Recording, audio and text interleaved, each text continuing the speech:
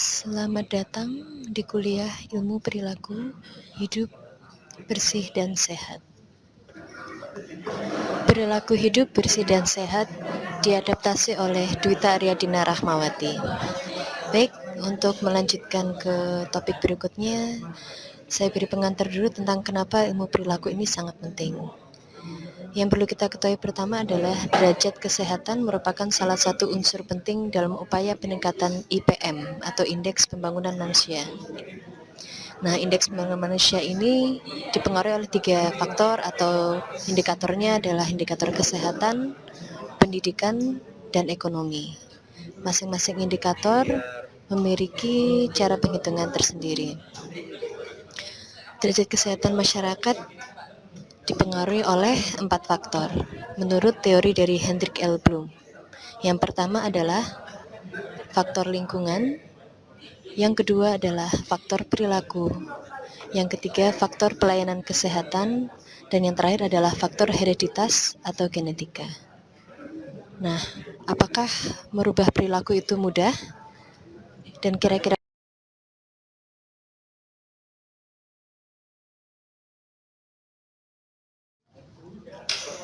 menurut definisi, perilaku adalah hasil dari segala macam pengalaman serta interaksi antara manusia dengan lingkungan yang diwujudkan dalam bentuk pengetahuan, sikap, dan tindakan.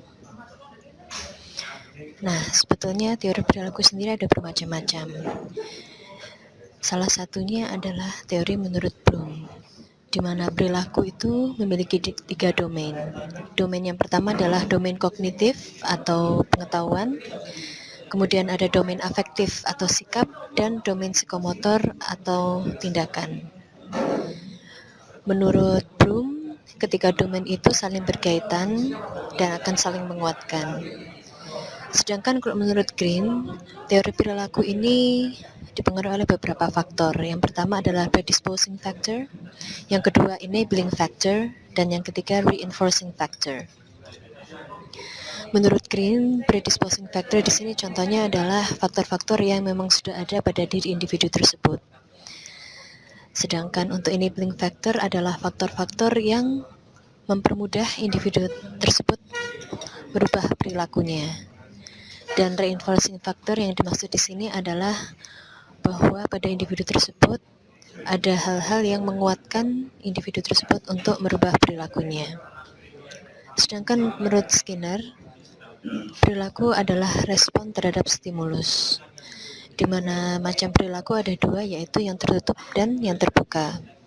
Perilaku tertutup di sini artinya bahwa di dalam perilaku yang dimiliki oleh individu tersebut masih belum terlihat dari luar, jadi biasanya masih berada di ranah kognitif dan afektif. Sedangkan untuk teori perilaku yang terbuka, maka pada individu tersebut biasanya sudah bisa dilihat contohnya dengan tindakan-tindakan yang dia lakukan.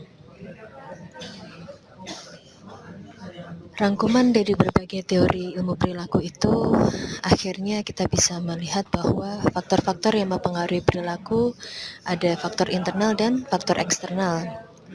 Faktor internal diantaranya adalah pengetahuan, kecerdasan, emosi, persepsi, dan sugesti individu. Sedangkan faktor eksternal diantaranya adalah iklim, sosial, ekonomi, kebudayaan, dan politik. Salah satu contohnya, semakin tinggi pengetahuan seseorang, maka perilaku, dalam hal ini perilaku kesehatan, akan lebih mudah untuk dicapai. Dan contoh dari faktor eksternal yang mempengaruhi perilaku adalah mungkin dalam suatu daerah ada adat istiadat tertentu yang mengakibatkan perilaku individu itu akan menyesuaikan dengan adat istiadat pada daerah tersebut. Intervensi perilaku sendiri bisa dalam beberapa macam bentuk. Yang pertama bisa dengan tekanan, sedangkan yang kedua bisa dengan edukasi. Intervensi perilaku dalam bentuk tekanan biasanya dalam bentuk peraturan, tekanan, dan kadang ada yang berupa sanksi. Keuntungan dari intervensi perilaku ini memang perilakunya berubah dengan cepat, tetapi perilaku ini tidak langgeng biasanya. Sedangkan untuk intervensi perilaku yang berbentuk edukasi atau education, yang biasanya dilakukan melalui persuasi, himbauan, ajakan, atau mengajak individu atau masyarakat agar sadar terhadap sesuatu. Keuntungan dari perilaku ini biasanya dia langgeng, tetapi dia membutuhkan waktu perubahan yang lebih lama.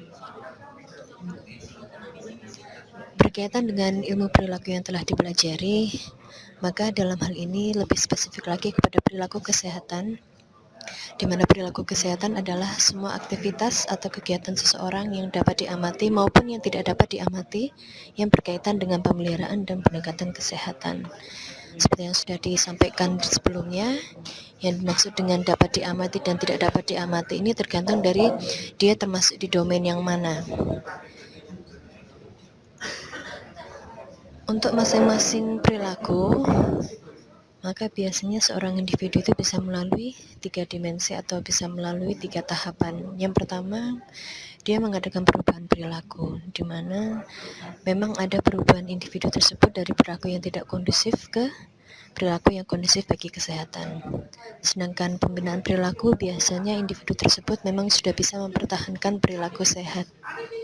Dan yang terakhir, pengembangan perilaku akan menyebabkan individu tersebut sudah terbiasa untuk hidup sehat. Sampai di sini apakah ada pertanyaan?